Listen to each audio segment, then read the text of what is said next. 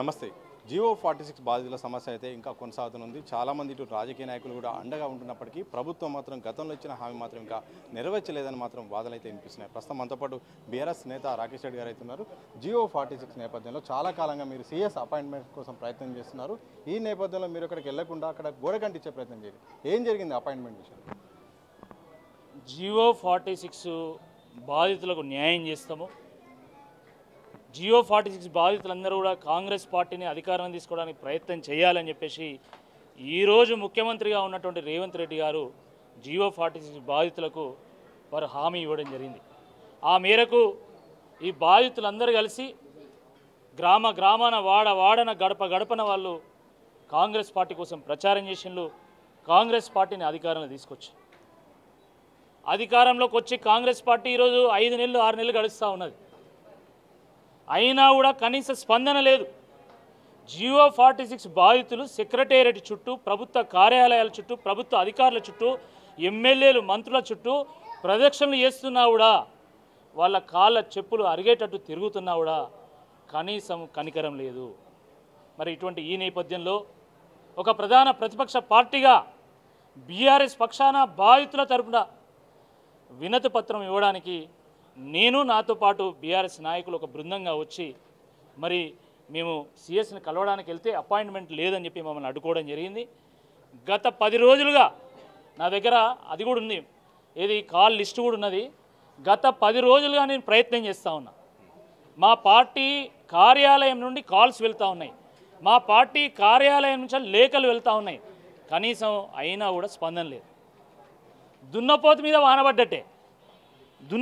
వానబడ్డట్టే ఈ ప్రభుత్వం వ్యవహారం. చూడండి ఎన్ని కాల్స్ చేసినా, చూడండి దాని గోడకు అట్టుకోబెట్టబోతుంటే ఇదంతా గమ్మంటింది. చూడండి ఎన్ని కాల్స్ చేసినాం మేము. ఇది నేను చేసింది కాదు, మా పార్టీ కార్యాలయం నుంచి ఒక ప్రధాన ప్రతిపక్షంగా మేము కనీసము రాష్ట్ర ప్రభుత్వ ప్రధాన కార్యదర్శిని కూడా మేము కలవడానికి మాకు వీలు లేదా? ఆ అర్హత కూడా మాకు లేదా? ఇంత దుర్మార్గమా? మీది ప్రజాపాలన కదా, మీరు గత ప్రభుత్వాల కంటే భిన్నమైనటువంటి పాలన కదా. మరి ఏమైంది? మీరు ఎందుకు అపాయింట్మెంట్ ఇవ్వడం లేదు? ప్రజలను ఎందుకు కలవనివ్వడం లేదు? ప్రతిపక్ష పార్టీకి అపాయింట్మెంట్ ఎందుకు ఇవ్వడం లేదు? దీనికి సమాధానం చెప్పాలి. ఊరికే మాటలు కాదు, చేతల్లో చూపెట్టండి. మీరు ప్రజాభవన్ అన్నారు కదా, ప్రజాభవన్లో వినతి పత్రాలు తీసుకుంటామన్నారు కదా, ప్రజా సమస్యలను పరిష్కారం చేస్తామన్నారు కదా. ఈ బాధితులు ఎన్నిసార్లు కలిసిండ్రు మిమ్మల్ని? ఎన్ని వినతి పత్రాలు ఇచ్చిండ్రు? మీరు ఎందుకు పరిష్కారం చేయలేదని అడుగుతున్నా. ఆ ప్రభుత్వానికి చెప్పినా, గోడకు చెప్పినా ఒక్కటే అని చెప్పి ఈరోజు ప్రజలకు ఒక సందేశం అందించడానికి నేను సెక్రటేరియట్కి వస్తే నన్ను అడ్డుకుంటే ఈ వినతి పత్రాన్ని తీసుకుపోయి గోడకు అతికించిన. ఇప్పటికైనా బుద్ధి రావాలి ఈ ప్రభుత్వానికి కొంచెమన్నా. ఈ బాధితులు పాపం వాళ్ళ తల్లిదండ్రులు కూలీనాలు చేసి నానా ఇబ్బందులు పడి జాగాలు అమ్ముకొని, భూములు అమ్ముకొని, పైసలు ఇచ్చి వీళ్ళని కోచింగ్ సెంటర్లు పంపితే వీళ్ళు నెలల కొద్దీ, సంవత్సరాల కొద్దీ వాళ్ళు జాబులు రాకుండా ఇబ్బంది పడుతూ ఉంటే కనీసం కనికరం లేదా? నువ్వు కొట్లాడొచ్చినాడు కదా, ముఖ్యమంత్రివి ప్రభుత్వంలోకి కొట్లాడొచ్చినాడు కదా, మరి కొట్లాడినోడికి వీళ్ళ బాధ తెలియాలి కదా, వీళ్ళ కడుపు మంటే ఏందో తెలియాలి కదా. ఎందుకు తెలియడం లేదని నేను అడుగుతా ఉన్నా. అంటే ఓడెక్కదాక ఓడమల్లన్న, ఓడదినాక బోడమల్లన్న. ఎమ్మెల్యే ఎన్నికలు అయిపోయేదాక ఒక స్టోరీ చెప్పిండ్రు, ఎంపీ ఎన్నికలు అయిపోయిన దాకా ఇంకో స్టోరీ చెప్పిండ్రు, చివరికి నేను పోటీ చేసినటువంటి ఎమ్మెల్సీ ఎన్నికల్లో కూడా మరో స్టోరీ చెప్పిండ్రు. స్టోరీలన్నీ నిన్న సినిమాలన్నీ అయిపోయినాయి. ఇప్పుడు విషయం ఏందో చెప్పాలి. కాబట్టి వాళ్ళ పక్షాన నేను వచ్చినా వాళ్ళకు న్యాయం చేయాల్సిందే ఈ సందర్భంగా నేను విజ్ఞప్తి చేస్తున్నాను. జియో 46 విషయంలో మాకు చిత్తశుద్ధి ఉంది, కానీ కొన్ని అనివార్య కారణాలు, టెక్నికల్ అంశాల వల్ల ఆలస్యం అవుతుంది. కానీ జియో 46 అంశాన్ని, ఈ వివాదాన్ని తీసుకొచ్చిందే కదా బీఆర్ఎస్ ప్రభుత్వం, కానీ ఇప్పుడు దానిపైన కూడా వీలే రాద్ధాంతం చేస్తున్నారని బల్మూరి వెంకట అంటున్నారు. ఇది చాలా విచిత్రంగా ఉందండి. అరే అవసరమైనప్పుడు ఈ దేశంలో చట్టాలను మార్చుకుంటాను, రాజ్యాంగాన్ని మార్చుకుంటాను. మనం రాజ్యాంగంలో ఉన్నటువంటి పీఠికను, ప్రియాంబుల్నే మార్చినాం మనం. ఒక జీవో పెద్ద లెక్కన రాజు తలుచుకుంటే దెబ్బలు కొదవా అండి? నాకు అర్థం కాదు. రాజు తలుచుకుంటే నిర్ణయాలు తీసుకోలేరా? మీది ఒక ప్రభుత్వం కదా, ప్రజలు ఎన్నుకున్నటువంటి ప్రభుత్వం కదా. మీరు ఈ జీవో సవరణ చేయలేకపోతే మీరు మాకు చేత కాదని చెప్పండి. ప్రజలు నవ్వుకుంటున్నారు, ఒక జీవోని సవరణ చేయలేకపోతున్నామంటే. ఎందుకు చేయలేరు మీరు? అచ్చా మీరు జీవో సవరణ చేయరు, జీవోని రద్దు చేయరు, సూపర్ న్యూమరీ పోస్ట్ క్రియేట్ చేసి వీళ్ళకి న్యాయం చేయొచ్చు కదా. అదనపు పోస్టులను క్రియేట్ చేసి వీళ్ళని ఫిట్ చేయొచ్చు కదా దాంట్లో. అదెందుకు చేయడం లేదు?